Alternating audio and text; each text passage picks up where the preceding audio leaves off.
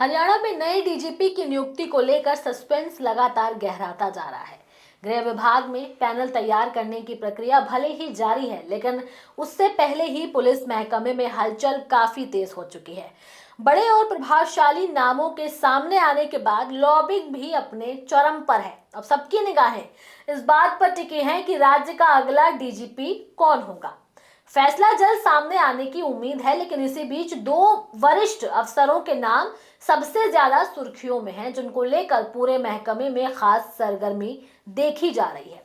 चलिए इस रिपोर्ट में आपको बताते हैं कि डीजीपी की रेस में कौन से वो दो बड़े नाम हैं जिनकी चर्चा सबसे अधिक है। दरअसल पुलिस महकमे में दो वरिष्ठ अफसरों के कार्यक्षेत्र में हुए अहम बदलावों ने चर्चा को और गर्म कर दिया है। आईपीएस अजय सिंघल को एसीबी की कमान सौंप दी गई है, जबकि आईपीएस आलोक मित्तल को पुलिस आवास निगम का प्रबंध निर्देशक नियुक्त किया गया है। खास बात यह है कि मित्तल को एसीबी के पद से हटाने के कई मायने निकाले जा रहे हैं। इसे डीजीपी की रेस से जोड़कर भी देखा जा रहा है। डीजीपी की दौड़ में कुल 5 नाम शामिल हैं, लेकिन सियासी और प्रशासनिक चर्चाओं में 3 नाम सबसे आगे हैं। बताया जा रहा है कि अजय सिंघल, आलोक मित्तल और एएस चावला। वहीं हाल की घटनाओं के बाद माना जा रहा है कि मुख्य मुकाबला अजय सिंघल और आलोक मित्तल के बीच ही है। हालांकि अभी सब कुछ आधिकारिक पैनल पर निर्भर करेगा, जिसे सरकार यूपीएससी को भेजने वाली है। पैनल में छुट्टी पर चल रहे पूर्व डीजीपी शत्रुजीत कपूर का नाम भी शामिल है। उनका नाम भेजे जाने को लेकर भी कई चर्चाएं उठ रही हैं। सरकार ने कुल 5 अफसरों से सहमति और बायोडेटा मांगा था, जो मंगलवार शाम तक सभी अधिकारियों ने भेज दिए हैं। गृह विभाग ने यूपीएससी को भेजने के लिए 5 अधिकारियों का पैनल तैयार किया है। इनमें 1990 बैच के आईपीएस शत्रुजीत कपूर, 1991 बैच के आईपीएस संजीव कुमार जैन, 1992 बैच के आईपीएस अजय सिंघल और 1993 बैच के आईपीएस आलोक मित्तल और आईपीएस एएस चावला का नाम शामिल है। यूपीएससी नियमों के अनुसार सरकार 5 नाम भेजेंगी, जिसके बाद आयोग उनमें से 3 नामों की छंटनी कर हरियाणा सरकार को भेजेगा। सरकार उन्हीं 3 नामों में से एक को डीजीपी चुनेगी। राज्य सरकार की कोशिश है कि इस सप्ताह ही ये पैनल यूपीएससी को भेज दिया जाए, ताकि दिसंबर के अंतिम सप्ताह में बैठक करके नामों की छंटनी की जा सके। वर्तमान कार्यवाहक डीजीपी ओपी सिंह 31 दिसंबर को रिटायर हो रहे हैं, इसलिए उससे पहले नए डीजीपी की नियुक्ति पूरी करना सरकार की प्राथमिकता है। चूंकि डीजीपी का चयन एक बहुत ही जरूरी प्रक्रिया है, इसलिए सभी 5 अधिकारियों की विजिलेंस रिपोर्ट भी तैयार की जा रही है।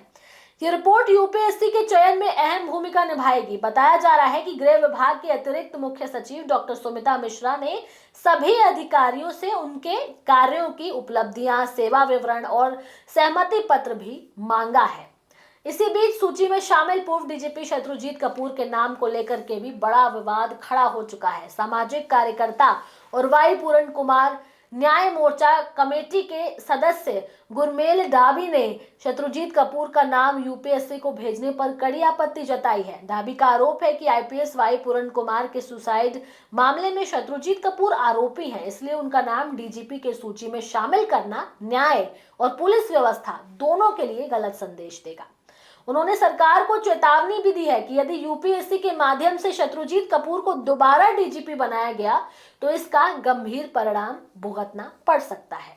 इन सबके बीच सियासी चर्चाओं में भी तेजी है। कहा जा रहा है कि सरकार ऐसे नामों को प्राथमिकता देगी जो न केवल वरिष्ठता और अनुभव में मजबूत हों, बल्कि वर्तमान राजनीतिक परिस्थितियों में सुगम और भरोसेमंद विकल्प साबित हो सके। सिंघल और मित्तल दोनों ही मजबूत दावेदार माने जा रहे हैं। अजय सिंघल की छवि एक सख्त और पेशेवर अधिकारी के तौर पर है, वहीं आलोक मित्तल को विभिन्न जिम्मेदारियों में सफल कार्यों के लिए जाना गया है। एएस चावला भी वरिष्ठता में पीछे नहीं है, पर महकमे की चर्चाओं में उनका नाम कम उठाया जा रहा है। अब सभी की नजर यूपीएससी को भेजे जाने वाले पैनल और फिर उसकी बैठक पर टिकी हुई है।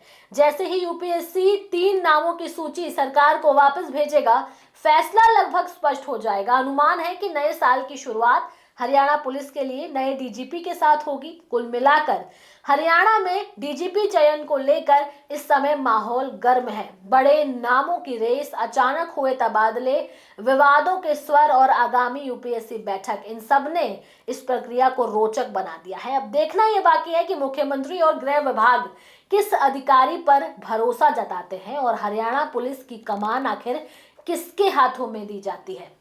आपको क्या लगता है? आप भी अपनी राय हमें कमेंट सेक्शन में जरूर दें। इसके साथ ही हमारे चैनल न्यूज टाइम को सब्सक्राइब करें, लाइक करें, शेयर करना ना भूलें। नमस्कार।